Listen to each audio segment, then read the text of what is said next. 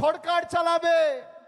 আমার অগ্নি পরীক্ষা আমি দিয়েছি। মাননীয় স্বরাষ্ট্রমন্ত্রী মমতা বন্দ্যোপাধ্যায় 2014 সালের দলের ওয়ার্কিং কমিটি আমাকে দক্ষিণ কলকাতার মতো মসৃণ আসন দেয়নি। সোমেন মিত্র কংগ্রেসে চলে গেছিল বলে ডায়মন্ড হারবারে পাঠিয়েছিলেন।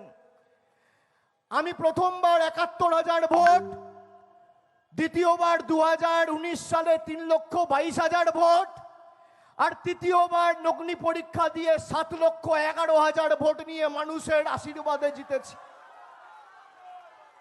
আপনার ছেলে কোন অগ্নি পরীক্ষা দিয়ে বিসিসিআই এর সেক্রেটারি আর আইসিসি চেয়ারম্যান হয়েছে মানুষকে একটু বুঝিয়ে বলুন তো।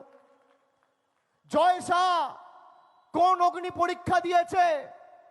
মাঠে নামালে ব্যাটটা ধরতে পারবে? ক্রিকেটের ক জানে না, সি জানে না, সে ইন্টারন্যাশনাল ক্রিকেট কাউন্সিলের প্রেসিডেন্ট। কি অগ্নি পরীক্ষা দিয়েছেন আপনি?